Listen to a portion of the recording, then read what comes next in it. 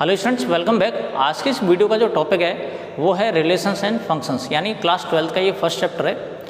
तो इस चैप्टर को शुरू करने से पहले मैं आप लोगों को याद दिलाना चाहता हूँ कि हमने इस चैप्टर को क्लास 11th में भी पढ़ा है और कुछ टॉपिक्स इसके क्लास 11th में क्लियर कर लिए होंगे आप लोगों ने। तो ये जितने भी टॉपिक्स थे क्लास 11th से, तो उन टॉपिक्स को हम थोड़ा सा रिवाइज करेंगे इस वीडियो में। उसके बाद में जो क्लास 12 से रिलेटेड जितने भी टॉपिक्स हैं वो सबके सब आगे बढ़ेंगे। इस चैप्टर को समझने के लिए सबसे पहला जो टॉपिक हेल्प करेगा हमारी वो है कार्टेशियन प्रोडक्ट। तो इसकी डेफिनेशन देख लेते हैं। Given two non empty sets P and Q, the Cartesian product P cross Q is the set of all the ordered pairs of elements from P and Q, that is P cross Q equals to P comma Q is such that small p belongs to set P and small q belongs to Q। अब इसको थोड़ा सा detail में समझ लेते हैं। अगर हमारे पास दो नॉन एम्प्टी सेट्स हैं P और Q, दोनों के दोनों नॉन एम्प्टी सेट्स हैं, यानी कोई न कोई, यानी कम से कम एक एलिमेंट इनमें प्रेजेंट है। The Cartesian product P cross Q, यानी अगर हम P और Q का कार्टेशियन प्रोडक्ट फाइंड करेंगे तो उसको इस तरह से सिंबलाइज किया जाएगा P क्रॉस Q से। इस the set of all the ordered pairs, यहाँ पर जो हमें सेट मिलेगा वो मिलेगा ऑर्डर्ड पेयर्स का, of elements from P and Q। P के एलिमेंट्स होंगे और Q के एलिमेंट्स होंगे, इन दोनों के एलिमेंट्स का हम ऑर्डर्ड पेयर लेंगे। इसको एक फॉर्म दी गई है P cross Q equals to P comma Q such that small p is the element of set P and small q is the set of element of set Q। यानी जब हम P और Q का Cartesian product find करते हैं तो इसके जितने भी एलिमेंट्स होंगे वो P कॉमा Q की फॉर्म में लिखे जाएंगे, जहाँ पर पहला वाला जो एलिमेंट होगा वो इस P को बिलोंग करेगा और ये जो दूसरा वाला एलिमेंट होगा वो इस वाले Q को बिलोंग करेगा। इसको एक एग्जाम्पल की हेल्प से समझ लेते हैं। तो हमें A क्रॉस B फाइंड करना है, तो A क्रॉस B उसको इस तरह से लिखा जाएगा 1 2 3 क्रॉस A कॉमा B, इस तरह से। अब हमने बताया था डेफिनेशन में इसको हमें कैसे लिखना है, ऑर्डर्ड पेयर की फॉर्म में, जिसमें से पहला वाला एलिमेंट इस A को बिलोंग करेगा, दूसरा वाला जो एलिमेंट होगा वो B सेट को बिलोंग करेगा। तो इसमें हम एक्चुअल मल्टीप्लाई नहीं करते हैं, करते क्या है, ऑर्डर्ड पेयर्स लिखेंगे। 1 के साथ A आएगा, 1 के साथ B आएगा, अब 2 के साथ लेंगे 2 कॉमा A और 2 कॉमा B। इसी तरह से 3 कॉमा 1 3 कॉमा A और लास्ट बनेगा हमारा 3 कॉमा B। तो इस पूरे सेट को हम कार्टेशियन प्रोडक्ट कहेंगे। इसके बाद अगर बाई चांस हमें B क्रॉस A फाइंड करना है तो उस कंडीशन में तो B क्रॉस A में B के एलिमेंट्स आगे आएंगे और A के जो एलिमेंट्स होंगे वो बाद में लिखे जाएंगे। तो इसको अपनी सुविधा के लिए हम इस तरह से भी लिख सकते हैं, इसको 1 2 3 ये लिखा, और उसके बाद जब हम B क्रॉस A इसका प्रोडक्ट फाइंड करेंगे तो ये हो जाएगा हमारे पास A comma 1 B comma 1, sorry A के साथ सबसे पहले ये लिख लो A comma 1 A comma 2 A comma 3, इसी तरह से B कॉमा 1 B कॉमा 2 और इधर B कॉमा 3। तो ये जो सेट हमें मिला है वो है Cartesian product of B cross A का। इसके बाद यहाँ पर हम देखते हैं कि ये जो 1 कॉमा A है और ये दे रखा है इसमें A कॉमा 1, ये जो ऑर्डर्ड पेयर है वो इक्वल नहीं है। इक्वल होने के लिए आपने 11th क्लास में पढ़ा था कि जब ऑर्डर्ड पेयर इक्वल होते हैं तो उनके जो करस्पॉन्डिंग एलिमेंट्स हैं वो इक्वल होने चाहिए। तो यहाँ 1 दे रखा है, यहाँ पे A दे रखा है, यानी ये दोनों इक्वल नहीं है। तो इस तरह से हम कह सकते हैं कि A क्रॉस B की जो वैल्यू होगी कभी भी B क्रॉस A की इक्वल नहीं होती है। तो आइए हमारा जो नेक्स्ट टॉपिक है वो देख लेते हैं, और उस नेक्स्ट टॉपिक का नाम है रिलेशंस। तो रिलेशन में सबसे पहले डेफिनेशन पढ़ेंगे हम। A relation R from a non-empty set A to a non-empty set B is a subset of the Cartesian product A cross B. The subset is the relationship between the first element and the second element of the ordered pairs in A cross B। अब इसको थोड़ा सा detail में समझ लेते हैं। तो यहाँ पर रिलेशन क्या होता है, अगर हमारे पास दो सेट्स हैं ए और बी और दोनों के दोनों नॉन एम्प्टी सेट्स हैं, उनका हम कार्टेशियन प्रोडक्ट फाइंड करेंगे, तो उस कार्टेशियन प्रोडक्ट का सबसेट होगा रिलेशन। इसको एक बार और डिफाइन कर लेते हैं। अगर हमारे पास ए और बी दो नॉन एम्प्टी सेट्स हैं, दोनों का हमने क्रॉस प्रोडक्ट फाइंड किया, जिसे हम कार्टेशियन प्रोडक्ट कहते हैं, क्रॉस प्रोडक्ट नहीं बोलेंगे बल्कि इसको एक बार और डिफाइन कर लेते हैं। तो अगर हमारे पास दो सेट्स हैं, दोनों के दोनों नॉन एम्प्टी सेट्स हैं जो कि ए और बी हैं, इस टॉपिक को एक बार और डिफाइन कर लेते हैं। अगर हमारे पास दो नॉन एम्प्टी सेट्स ए और बी दे रखे हैं और उन दोनों का अगर हम कार्टेशियन प्रोडक्ट फाइंड कर लें ए क्रॉस बी, तो यहाँ पर जो रिलेशन होगा इस कार्टेशियन प्रोडक्ट का एक सबसेट होगा। किसी किसी कंडीशन में हो सकता है कि जो रिलेशन दे रखा है उसमें सारे के सारे एलिमेंट्स आ जाएं ए क्रॉस बी के, और हो सकता है कुछ एलिमेंट्स आएँ, हो सकता है एक भी एलिमेंट ना आए। ये उस पर डिपेंड करेगा कि हमने रिलेशन क्या लिया है। इसको हम आगे डिटेल में समझेंगे, लेकिन यहाँ पे हम सिर्फ डेफिनेशन को डिटेल में समझने की कोशिश कर रहे हैं। तो यहाँ पर हमने देखा the subset is the relationship between the first element and the second element of the ordered pairs in A cross B. यानी जो रिलेशनशिप होगी, यानी जो रिलेशन है एक तरह से रिलेशनशिप होगी, कार्टेशियन प्रोडक्ट के फर्स्ट वाले एलिमेंट का रिलेशन होगा सेकंड वाले एलिमेंट के साथ में। आइए टॉपिक को एक बार और हम ध्यान से समझ लेते हैं। तो ये कह रहा है कि अगर हमारे पास दो नॉन एम्प्टी सेट्स हैं ए और बी, उनका हम कार्टेशियन प्रोडक्ट फाइंड करें ए क्रॉस बी, तो यहाँ पर जो रिलेशन होगा वो ए क्रॉस बी का एक सबसेट होगा। अब हमने जो रिलेशन लिया है वो डिपेंड करता है कैसा है, हो सकता है वो एम्प्टी रिलेशन हो सकता है कि सारे के सारे एलिमेंट्स जो ए क्रॉस बी में दे रखे हों वो सारे के सारे ए में हों। तो डिफरेंट टाइप के रिलेशंस होंगे जिन्हें हम बाद में डिस्कस करेंगे। फिलहाल हम डेफिनेशन को डिटेल में समझने की कोशिश कर रहे हैं।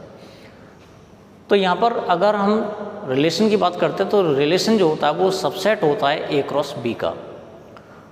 इसके बाद the subset is the relationship between the first element and the second element of the ordered pairs in A cross B. तो ए क्रॉस बी में जितनी भी एलिमेंट्स हैं उनमें से जो हमने रिलेशन में एलिमेंट्स ले रखे हैं, तो रिलेशन क्या करता है, रिलेशन बताता है कि हमने जो ऑर्डर्ड पेयर लिया है ए क्रॉस बी में से, तो फर्स्ट एलिमेंट का सेकंड एलिमेंट के साथ में किस तरह से रिलेशनशिप है वो डिफाइन करता है। इस पूरे सिस्टम को हम समझने की कोशिश करते हैं एक एग्जाम्पल की हेल्प से। ये हमारे पास कोई ए कॉमा बी इस तरह का सेट दे रखा है। बी जो सेट है उसमें हमने ले रखा है अंशु, बिंदु और चुन्नू को। ये कुछ पर्सन्स के नेम्स दे रखे हैं।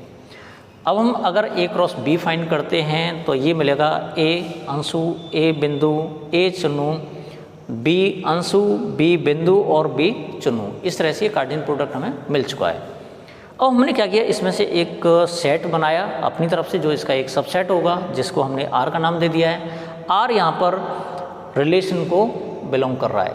अब रिलेशन क्या है यहाँ देखते हैं कि ए कॉमा अंशु लिया है, बी कॉमा बिंदु लिया है। इसमें बहुत सारे एलिमेंट्स और थे, लेकिन हमने कुछ ही स्पेशल एलिमेंट्स को यहाँ पर सेलेक्ट किया है ऑर्डर्ड पेयर की फॉर्म में। तो यहाँ पर पहला जो ऑर्डर पेयर है वो है ए कॉमा अंशु, दूसरा वाला बी कॉमा बिंदु।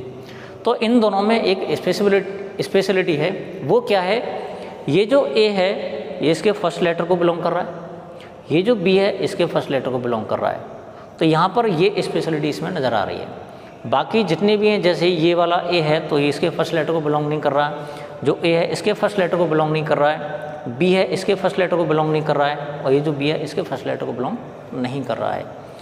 तो यहाँ स्पेशलिटी में हमने देखा कि यहाँ हमने जो दो पेयर्स लिए हैं उनमें एक रिलेशन है फर्स्ट एलिमेंट में और सेकेंड एलिमेंट में। वो रिलेशनशिप है कि जो फर्स्ट वाला लेटर है वो इस नाम का फर्स्ट लेटर है, यानी ये जो लेटर दे रखा है ये इस नाम के लिए फर्स्ट लेटर है।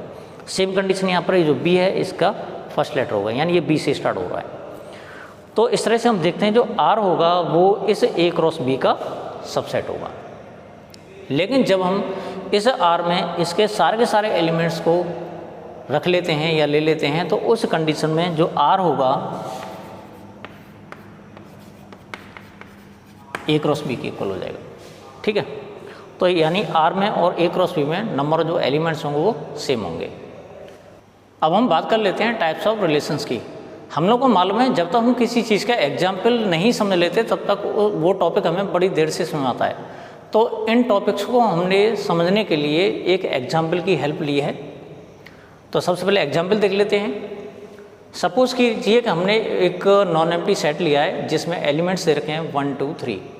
अगर हम A क्रॉस A फाइंड करेंगे तो हमें इस तरह से एक सेट मिल जाता है जो कि कार्टेशियन प्रोडक्ट है। इसके बाद on the basis of this example, यानी इस एग्जाम्पल को बेस मानकर हमने कुछ इसमें टाइप्स ऑफ रिलेशंस बताए हैं, जिनमें से शुरू के 2 टाइप्स हैं हमारे पास एम्प्टी रिलेशन और ये है यूनिवर्सल रिलेशन। इनको हम डिस्कस करने की कोशिश करेंगे। एम्प्टी रिलेशन के बारे में बात कर लेते हैं। सबसे पहले A relation R in a set A is called empty relation if no element of A is related to any element of A। दोबारा समझ लेते हैं इस बात को।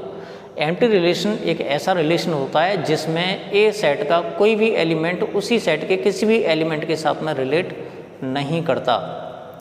कहने का मतलब हुआ इस सेट में कोई भी एलिमेंट नहीं आएगा, यानी ये एम्प्टी सेट होगा। इसका मतलब यही है, कोई भी एलिमेंट नहीं आएगा। इसको एग्जाम्पल से समझ लेते हैं। R equals to A, B pair wise हमें लेना है और A minus B equals to 10, यानी A और B का जो डिफरेंस होगा वो 10 होगा। अब A और B हमें कहाँ से लेने होते हैं? ये होते हैं A, B रिलेशन में, और ये जो हमने रिलेशन में एलिमेंट्स लिए हैं वो सबके सब एलिमेंट्स लिए हमने A क्रॉस A से। तो हम यहाँ पे एक बात नोट करते हैं कि A और B कोई सा भी हम पेयर इसमें से ले सकते हैं और उस पेयर में दोनों एलिमेंट्स का जो डिफरेंस होगा वो कभी भी 10 के इक्वल नहीं आएगा। एग्जाम्पल यहाँ ले लेते हैं। 1, 1 है तो 1 और 1 का डिफरेंस कभी 10 नहीं होगा, 1 और 2 का डिफरेंस कभी 10 नहीं होगा। तो यहाँ जितने भी एलिमेंट्स दे रखे हैं उनमें से किसी में भी 2 एलिमेंट्स का जो डिफरेंस है वो कभी भी 10 के इक्वल नहीं होगा। जब दोनों एलिमेंट्स का डिफरेंस 10 के इक्वल नहीं होगा तो इसका मतलब ये होगा इस रिलेशन में हमें एक भी एलिमेंट नहीं मिलेगा। जैसे इसके जो एलिमेंट्स थे 1, 1, 1, 2, 1, 3 ऐसे कर ये इसके एलिमेंट्स हैं कार्टेशियन प्रोडक्ट के। तो हमने जो रिलेशन लिया वो सबसेट है, A क्रॉस A का सबसेट होता है। तो इस सबसेट में कुछ एलिमेंट्स होने चाहिए, पेयर वाइज होने चाहिए, लेकिन हमें एक भी पेयर ऐसा नज़र नहीं आ रहा जो इस R वाले सेट में आ सके। तो कोई भी पेयर नहीं है, इसका मतलब ये जो R जो सेट होगा वो एम्प्टी रिलेशन होगा। कहने का मतलब एक भी इसमें एलिमेंट बिलोंग नहीं करेगा। और R इक्वस टू 5 से भी डिनोट कर सकते हैं इसको। और हम सबको मालूम है जो 5 जो होता है वो सारे के सारे सेट्स का सबसेट होता है। बात कर लेता हूँ यूनिवर्सल रिलेशन की। A relation R in a set A is called universal relation if each element of A is related to every element of A। जरा ध्यान से एक बार और समझ लेते हैं इसको। यहाँ पर जो यूनिवर्सल रिलेशन होगा एक ऐसा रिलेशन है जिसमें A सेट का हर एलिमेंट उसी सेट के हर एक एलिमेंट के साथ में रिलेट होगा, यानी एक भी इसमें जो पेयर होगा वो खाली नहीं जाएगा, सारे के सारे R वाले सेट में आ जाएंगे। तो यहाँ पर हम देखते हैं कि R जो होगा वो A क्रॉस A के इक्वल हो जाएगा। एग्जाम्पल हमने लिया है R equals to A, B, यानी R को हम पेयर वाइज लेंगे। Mod of A minus B is greater than equals to 0। कहने का मतलब है A और B का जो डिफरेंस होगा उसके मॉडुलस की वैल्यू या तो 0 होगी या 0 से ग्रेटर होगी। ज़रा एग्जाम्पल की हेल्प से समझ लेते हैं। इसमें कोई सा भी पेयर उठा के देख सकते हैं। तो 1 और 1 का डिफरेंस होगा 0, 0 का मॉडुलस 0 होगा, यानी इसकी वैल्यू 0 के इक्वल आ रही है। अगर 1 और 2 का डिफरेंस लेते हैं तो माइनस का 2 होगा या 2 होगा, उसका मॉडुलस लेते हैं तो 2 होगा जो कि 0 से ग्रेटर आ रहा है। यानी हम कोई सा भी इसमें पेयर उठा के ले सकते हैं और यहाँ वैल्यूज पुट करेंगे और जो वैल्यूज होंगी निकल के आएंगी मॉडुलस लेने के बाद में, वो सारी सारी वैल्यूज या तो 0 होंगी या 0 से ग्रेटर होंगी। यानी ये जितने भी एलिमेंट्स इसमें दे रखे हैं वो इस कंडीशन को फॉलो करते हैं। तो R में ये सारे के सारे एलिमेंट्स इसको बिलोंग करेंगे। तो इस केस में जो R होगा यूनिवर्सल सेट के यूनिवर्सल रिलेशन कंसीडर किया जाएगा, क्योंकि इसमें R वाले सेट में A क्रॉस A के सारे एलिमेंट्स बिलोंग कर रहे हैं। तो all the pairs A, B satisfy the condition, यानी इस कंडीशन को सारे के सारे पेयर्स फॉलो कर रहे हैं। अब यहाँ पर हमने एम्प्टी रिलेशन देख लिया, यूनिवर्सल रिलेशन देख लिया। तो ये जो रिलेशंस हैं इनको हम एक्सट्रीम रिलेशंस के नाम से जानते हैं। Here phi and A cross A are known as extreme relation.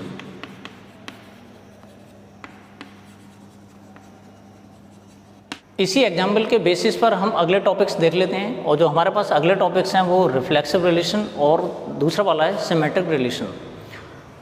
ये जो रिफ्लेक्सिव रिलेशन है, ये रिफ्लेक्सिव तब कहलाते हैं जब a, a belongs to r। ज़रा इस पर ध्यान देना है आप लोगों को। ये जो a है वही ये वाला a है, यानी ये दोनों के दोनों एलिमेंट्स हैं वो सेम होंगे। इसका मतलब हम सिर्फ एक ही एलिमेंट के बारे में बात कर रहे हैं। तो ये जो पेयर हमें मिलेगा, ये जो पेयर है वो सेम एलिमेंट्स का होगा। ये भी एलिमेंट दोनों एलिमेंट सेम होंगे। एग्जाम्पल देख ले इसमें 1, 1, 2, 2, 3, 3। यहाँ पर हमने देखा कि इस पेयर में दोनों एलिमेंट सेम है, इस पेयर में भी दोनों एलिमेंट सेम है, तो इस पेयर में भी दोनों एलिमेंट सेम है। तो इसका मतलब ये हुआ इस तरह का जो हमारे पास रिलेशन होगा उस रिलेशन को हम रिफ्लेक्सिव रिलेशन कहेंगे। बात कर लेते हैं सिमेट्रिक की।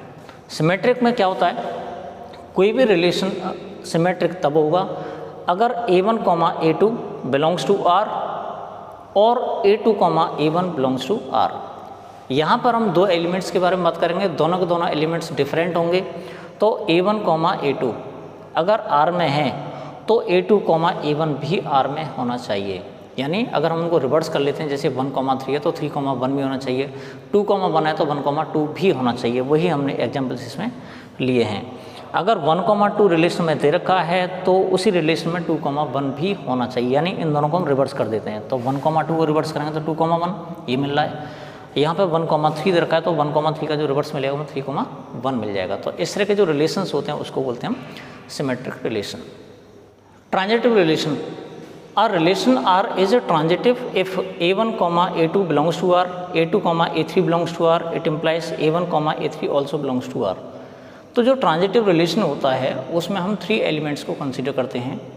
उनमें से अगर a1, a2 R को बिलोंग कर रहे हैं, यानी ये जो पेयर है इसमें दोनों डिफरेंट एलिमेंट्स हैं, अगर वो R को बिलोंग कर रहे हैं और ये a2, a3 भी R को बिलोंग कर रहा है, तो उस रिलेशन में अगर a1, a3 भी है तो वो जो रिलेशन होगा वो ट्रांजिटिव होगा।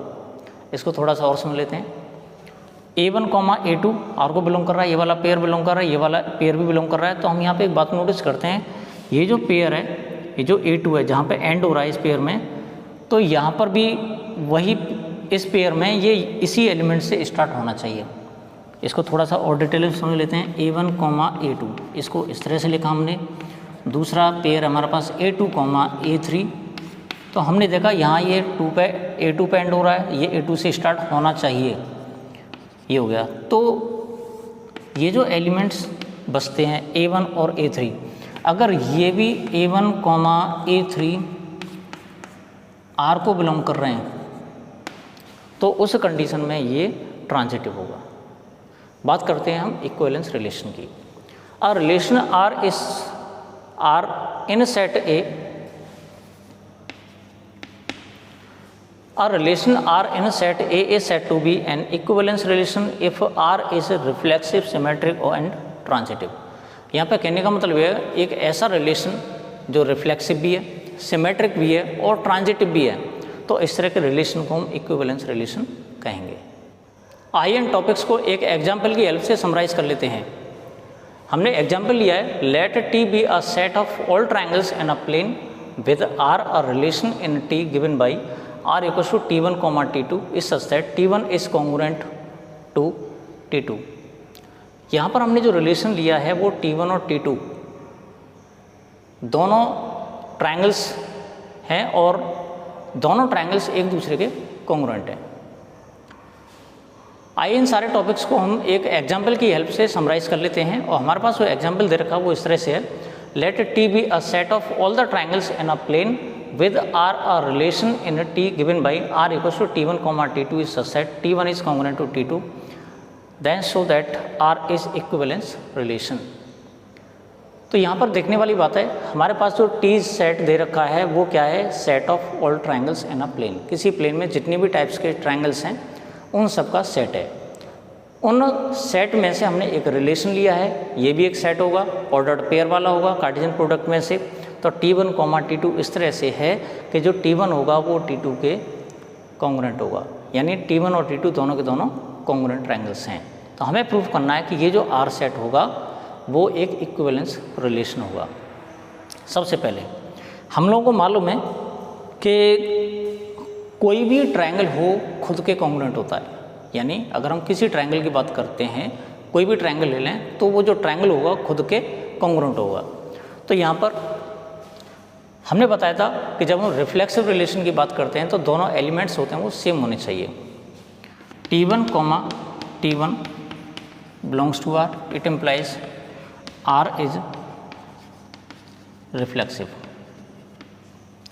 T1 जो होगा वो R को बिलोंग करेगा, यानी दोनों जो हमने ट्रायंगल्स लिए हैं वो सेम है, और जो सेम ट्रायंगल होते हैं वो एक दूसरे के कॉन्ग्रुएंट होते हैं, यानी हम एक ही ट्रायंगल के बारे में बात कर रहे हैं। Since T1 congruent T1।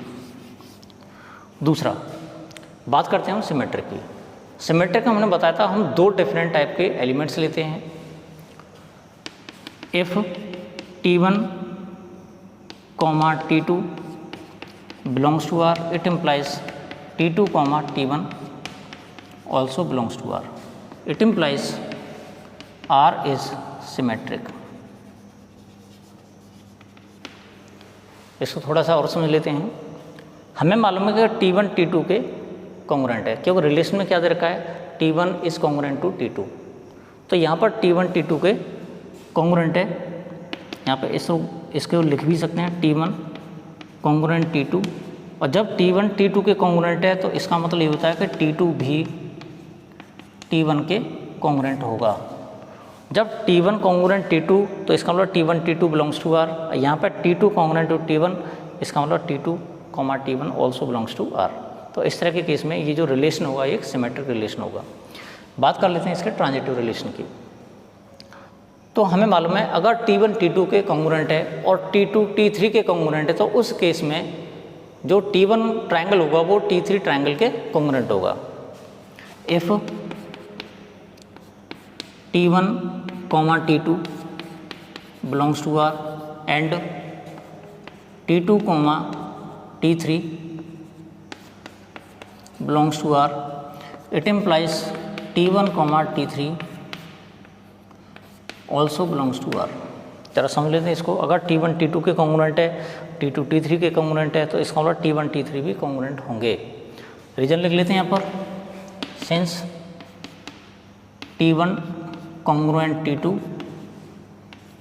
and T2 congruent T3, it implies T1 congruent T3। तो इस तरह से जो R होगा वो एक ट्रांजिटिव रिलेशन होगा। It implies R is transitive relation.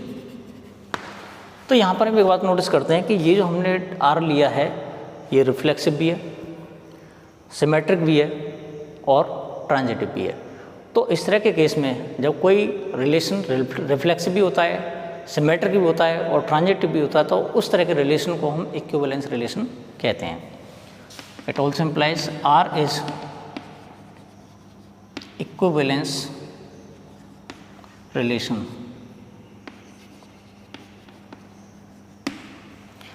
मैं समझता हूँ इस एग्जाम्पल की हेल्प से आप लोगों के ये सारे के सारे कॉन्सेप्ट में वो क्लियर हो गए होंगे। मिलते हैं अगले वीडियो में एक्सरसाइज 1.1 के साथ।